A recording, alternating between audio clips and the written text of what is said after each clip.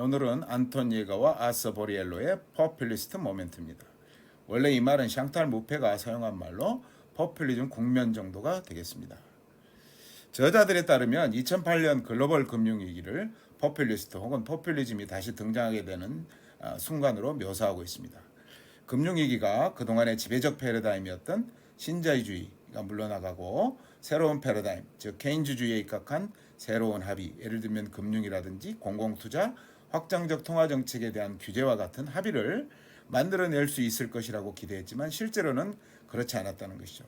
그래서 신자유주의가 죽지 않는 이상현상이 나타나게 되었다고 진단합니다. 그 이유는 세 가지인데 하나는 금융위기의 특수성입니다. 금융위기의 특수성이란 무엇을 말하냐면 금융이 더 이상 제조업 생산을 매개하지 하는 역할을 멈추고 오히려 이자와 같은 비생산적인 지대를 생산 자본으로부터 빼앗아가는 이런 상황이 발생한 것이죠. 그래서 경제 성장이라든지 새로운 일자리 이런 것들이 늘지 않고 일반 국민들에게 빚내서 성장하는 이른바 부채 의존적 성장 패러다임이 그 자리를 대신했다는 것이죠.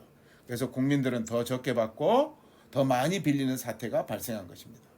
특히 부시 행정부의 소유자 사회는 개인적 책임 또는 경제적 자유, 자산 보유 이런 거를 초석으로 하고 있는데 이는 끊임없는 자산 가격의 상승, 또 금융 수익의 지속적인 보장 이런 것들이 있어야만 가능한 것이었죠.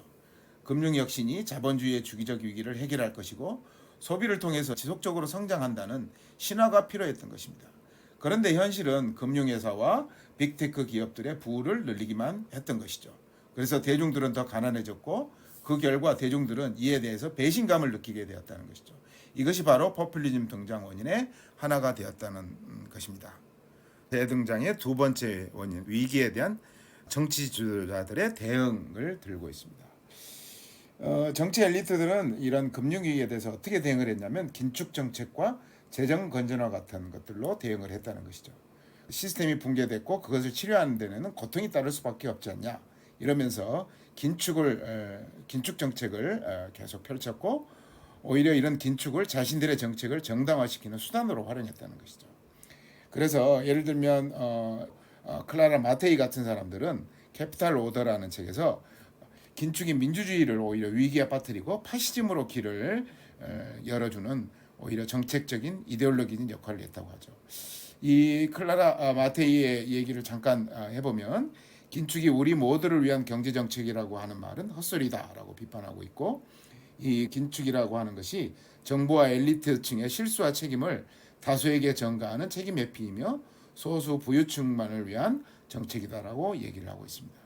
이런 결과 투표권자들이 당장 필요로 하는 그래서 더 나은 미래를 위해서 현재의 복지를 희생하자.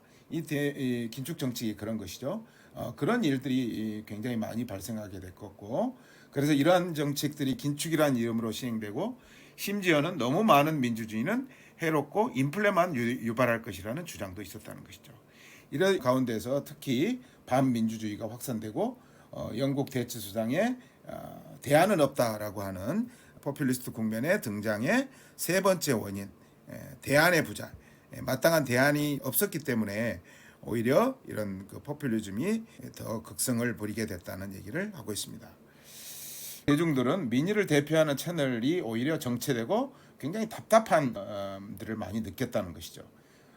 또 전통적인 좌파 포퓰리즘 같은 경우에도 하나의 전환이 발생하게 됐는데 이들은 대중의 열망들이 중요하고 그런 열망들을 얻기 위해서 이 좌파의 지도자들이 신기술을 이용해서 전통 좌파의 담론을 포기하기 시작했다는 것이죠. 그래서 전통적인 좌파의 구문이 이제 너무 희미해지고 대신 people, 국민 대 대규모 어떤 과점체들, 그다음에 다수와 소수의 대결, 특히 포퓰리즘의 이제 핵심 내용 중에 하나죠. 다수와 소수의 대결이라는 축이 훨씬 더 중요하게 되었다는 것이죠. 그래서 80대 20 사회, 99대 1 사회와 같은 묘사가 아주 대표적인 예라고 할 수 있겠습니다. 근데 이제 이런 어떤 전환에는 어떤 의미에서 보면 시스템적인 사고가 결여되어 있다는 것이죠. 그래서 이제 대안이 없다고 사람들이 느끼게 되는 것이죠. 그래서 이들의 목적은 뭐냐면 경제적으로 정치적으로 엘리트에 대항해서 민주주의를 다시 재민주화하고 경제를 재정치화하는 것이었다는 것이죠. 그래서 결국 엘리트에 대한 반발들이 더욱더 극심하게 되는 것이고 또한 수평적인 토론이라든가 민주적인 절차보다는 온라인으로 소통하기를 더 좋아하고 또 카리스마를 가진 어떤 셀럽 지도자들한테 의존하게 되고 그런 사람들에 대해서 열광적인 지지를 보내는 오늘날 포퓰리즘의 전형적인 현상을 초래하게 됐다는 것입니다. 성원건 TV 책 속 한장면이었습니다.